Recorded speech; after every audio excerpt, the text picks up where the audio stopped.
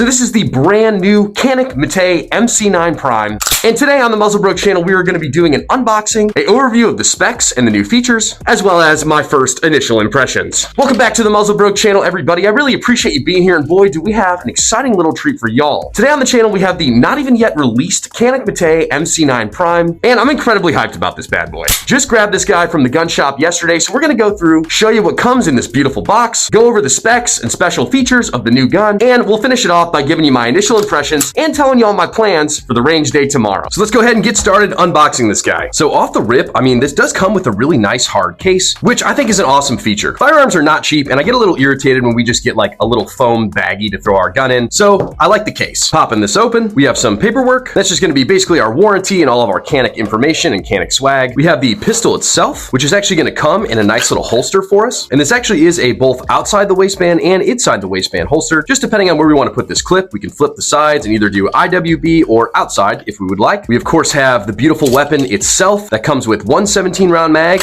inserted in the gun. Got a little chamber flag, trigger lock if you want it. We have an extra 17+1 mag with a speed loader as well. Underneath the foam here, we actually have a paddle if you wanted for that outside the waistband holster. You got some cleaning tools as well. And last but not least, we actually have this little mini Canik gun here with some little BBs in it or something. So as you can see, we do get quite a little bit of goodies with the gun. We got our two 17+1 mags. I really am appreciative of the holster and the hard case as well. All right, so we've seen all the little goodies that the Canik Mete MC9 Prime comes with, but let's go ahead and dive into the meat and potatoes, the specs of the gun, and all the new features. So this is of course going to be a 9mm polymer framed handgun with a pretty phenomenal 17+1 capacity. The overall length of the gun is going to be 6.73 inches with a barrel length of 3.64 inches. Our overall height is going to be 5.43 inches. The width of the weapon system is going to be 1.16 inches, and our overall weight is going to be 23.38 ounces. So just for comparison's sake, we have the Canik Mete MC9 Prime in the center. We have a Glock 17 Gen 3 on the left, and then we have the P365 AXG Legion on the right. To compare weights of these three guns, the Canik is actually going to be the lightest, coming in at that 23.38 ounces. The Legion is going to weigh 26 ounces, actually making it the heaviest of these three guns, and the Glock 17 Gen 3 is going to come in at about 25 ounces. As far as a direct size comparison, you can see that it's actually going to be smaller than that Glock 17 Gen 3, and very similar in size to the P365 AXG Legion. In comparing the width of the Canik to the P365 AXG Legion, you can see they are very similar. So let's go ahead and dive into the new features of this weapon system, and then I'll go ahead and give you my initial first impressions of the Canik Mete MC9 Prime.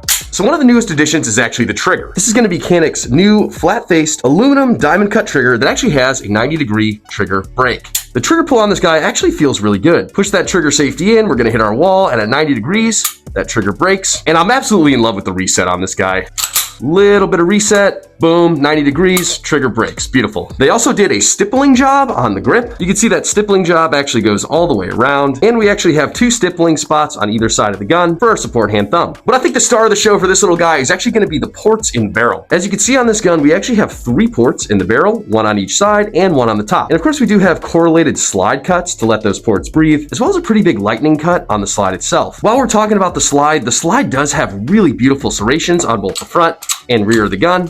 They really give your support hand a good grip for a press check or clearing malfunctions. We also have a really nice set of iron sights on this bad boy too. These are going to be night vision tritium night sights with a pretty big and bold orange front sight and kind of this blacked out rear sight. Some other features of note are going to be the ambidextrous extended slide release. It's actually going to make this incredibly easy to actuate from either side of the weapon. The weapon also comes with a really nice undercut for the trigger, and I'd be amiss if I didn't mention the full length Picatinny rail on the bottom. And for an optic cut, this gun is going to come optics ready for the Shield RMSC footprint. And on the bottom of the frame, this guy comes with a pretty nice mag well. Alrighty guys, so we've gone over the unboxing, the specs, and the new features of the Canik Mete MC9 Prime, and now the moment you've all been waiting for, my thoughts on the gun. Again, these are going to be initial impressions. I'm taking this bad boy to the range tomorrow, and we're putting her through a 1,000-round torture test, so make sure y'all are subscribed to the channel because you're not going to want to miss this. Before I start my first impressions, I want to be transparent. Canik did send this gun out to me for testing and review. There was no exchange of money, I'm not getting paid, and I'm absolutely going to give y'all my 100% truthful and honest opinion of this gun, as I always do here on the Muzzlebroke channel. But first impressions of this guy are actually pretty good. Even just kind of given the packaging. I mean, I appreciate it. I appreciate a nice hard case. I appreciate that I can rock a holster IWB right out of the box. And in my opinion, those are just things that set Canik apart. I mean, they really want to give you a good value for your dollar. And I can't believe I haven't mentioned this yet because this is the Muzzlebroke channel, but this gun comes in MSRP at $650, which if you ask me is an incredible deal. I'm going to be very closely comparing the Canik Mete MC9 Prime with the P365 AXG Legion. They're similar sizes, they're both 17+1 capacity, concealed carry EDC guns that are kind of built for the same role,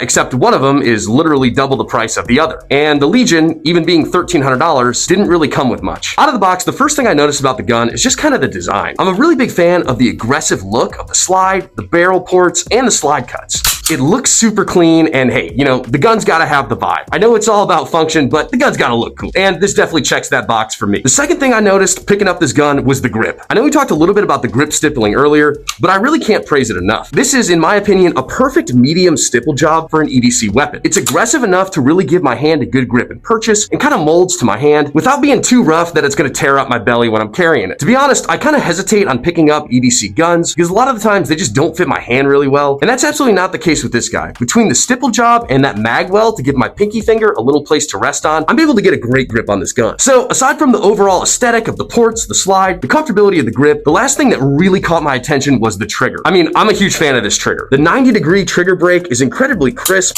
and that reset is incredibly short and also very positive. So I really think I'm gonna be able to shoot this gun fast and efficiently between the ports, the grip, and that badass trigger. So for me, first impressions, I'm giving it a 10 out of 10. Now again, I've been fooled before. I haven't shot this gun yet, but hey, that's what the range day tomorrow is for. But I can't tell you, out of the box, I'm impressed. I love the ported barrel, I love the grip, I love the trigger, I enjoyed the night sights, the serrations of the slide, the lightning cuts, the magwell, the holster, and that extended slide release. So even though my first impressions are great, we are absolutely not pulling any punches with the range review of this. We're doing a 1,000-round review, and we're really gonna let her have it. So don't miss that video that's gonna be dropping soon. Alrighty, y'all, I really appreciate you joining me today. I'm having an absolute blast taking a look at the brand new, not yet released Canik Mete MC9 Prime that will actually be available on April 15th of 2025. Make sure you guys are subscribed to the channel. It really does mean an absolute ton to me. I hope y'all have a phenomenal week, and stay tuned to see if this $650 package is actually gonna be my next EDC weapon.